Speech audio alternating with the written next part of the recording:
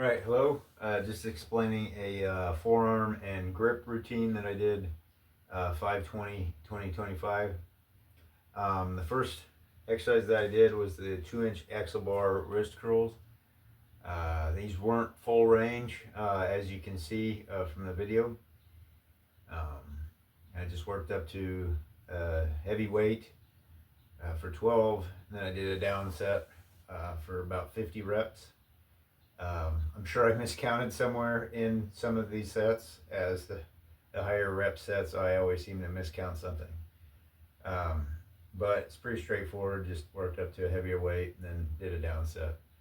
The next thing I did was a sledgebell levers this is part of a barbell. It's a barbell that can be taken apart. So it's about, I think this is around 36 inches long. So it's about the same length as a sledgehammer. And it weighs 6 pounds by itself. So typically I'll do my first sets with just this. I do like to use this as it is it's thin, a little thinner than some of the sledgehammer handles. And then it's just got this top here you can just screw the weights on. So it's rather easy to use, not too difficult. And I think these are rather cheap, or when I bought these, they were rather cheap. So like I said, it's got a little bit thinner of a handle, so it's a little bit easier on your webbing here. I do find that some of the sledgehammers with the thicker handles, they really bite into my webbing and my thumb here. But this, however, doesn't too bad. So I do like to use this from time to time. It is easier to just load weights onto this too. And it kind of just feels better all around on my wrist. So some of the times I use the sledgehammers, the actual sledgehammers, and then some of the times I use this. So this routine, I did use that. So pretty straightforward. Just did higher reps, worked to a single, and then did a down set. Something I've been trying to do is be consistent with both hands. So if I can't do it with my left hand, then I try not to do it with my right hand. The reason for that is I'm just trying to build consistency in both hands, kind of where the strength level is the same. I'm not really trying to set like a world record or anything like that, so it's not, I don't really care about maxing out too much. So that's why I've been doing that, and I've kind of been backing off on the weights I used to lift with my right hand. I think I've gotten to 20 pounds with my right hand, and so decided, I can't do that with my left, so let's try to build up both of them at the same time so that they can be equal, and it'll be easier to do my workouts as well. I won't have to constantly keep changing the weights for one hand and the other. So I'm just trying to build equal strength in both hands. So that's kind of where I'm at on the things I do. I'm also trying to do that as well in my wrist curls and stuff. So the next thing that I did, and I can't really, I could bring it out here, but it's kind of a pain in the butt. But it's a long bar. It's a kind of a deadlift bar, or anything you really want to use it for. But it's the standard length of a bar. It's a Saxon bar, and its measurements are 3 inches by 4 inches. Once again, I'm trying to use higher reps here. I don't really have a competition in plan or anything like that for grip. So I've decided, you know what, I need to do higher reps. I need to build some conditioning in my hands. So that's what I've been doing. So I backed off on the weight quite a bit. The heaviest weight that I worked up to was 94 pounds for 12 reps. And it's decently hard because you're pinching a lot with your thumb. So I felt that weight was pretty good for that rep range. Probably could have gone a little bit heavier, but we'll save it for next time. So the next thing I did was a wrist wrench. Same thing, stuck with higher reps, so the weight didn't get too heavy. But yeah, this is called a wrist wrench, and what it does is, I'm not for sure 100% why they chose to call it a wrist wrench. Maybe it's because it's like a ratcheting. Well, then it should probably be called a wrist ratchet, but no, I'm not 100% sure on the name, but that is what it's called. So what you do is you just roll it up, and then you just try to hold it. It's gonna try to open your hand up and roll out of it. So it's kind of similar to a rolling handle, but it is different. So if you've never used one of these, I think they're rather cheap to pick up. I can't remember the exact price, but they're not too terribly expensive. But it is a useful tool for training your forearms. You can also do wrist curls with it as well. It's just very useful. You can also do wrist extensions. I like to use it for that every once in a while. And you can also do a lift where you try to keep your wrist extended. So I mean, there's multiple things that you can do with this.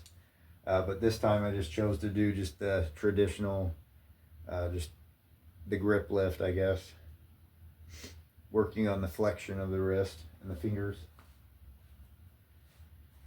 So yeah, just did a couple higher rep sets. It didn't take too long to build up to a weight that was decently challenging for the 12 reps. I probably could have done a couple more sets, but I would have had to drop the reps because that weight was almost to the limit of the 12 reps. And the last thing that I did was the 6mm ridge pinch. This is from a company called Gods of Grip, and it's 6mm. I don't know, can't really see what you guys are seeing, so hopefully I am going to have some pictures of it too, so you'll be able to see it better. But here it is. Hopefully you can see it. It's very small. It's very hard to hold. So you kind of have to play around with the positioning when you have the weight on there, because positioning is a lot on this lift. It'll slip out of your hand like right away if you don't have it in the perfect position. At least that's what it does for me. So this one, it didn't take a lot of weight to have the 12 reps be really challenging. So I only did a couple sets for this one because by the time I got, I only did 6 pounds for 12 reps. So yeah, by the time I got to that 6 pounds, I was like, I don't think I can handle anything else for the 12 reps. So this one is just a slow moving lift, but I do feel that it's very helpful for building up the toughness in the tips of your fingers. That's where it really taxes more of the skin, kind of just the toughness of your fingers. I don't really feel much in like soreness in my fingers or anything. So I do feel like it's more of like a toughness. Some of these other lifts are kind of the same way. They're more of a toughness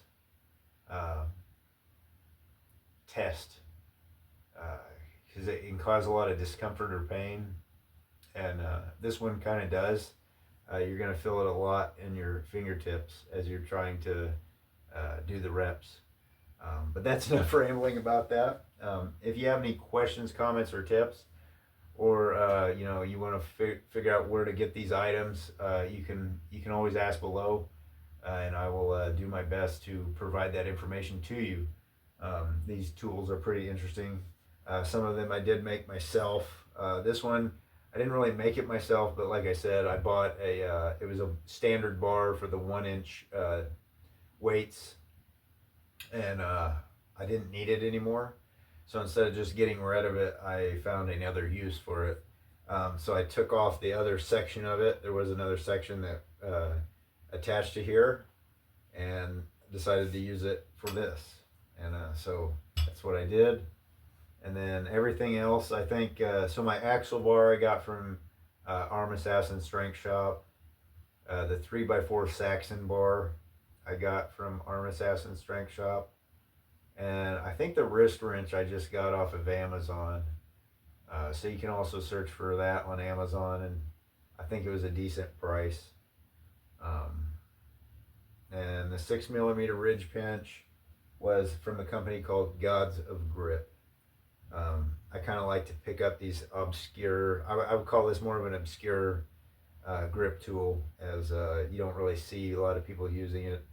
Um, and it is very challenging, so I could probably understand why. Um, but I enjoy using it, so uh, it is what it is. So, but yeah, like I say, if you have any questions, comments, or tips, anything, don't be afraid to leave them down below. I'll do my best to answer you back. And we'll see you soon. Take care. Have a good rest of your day.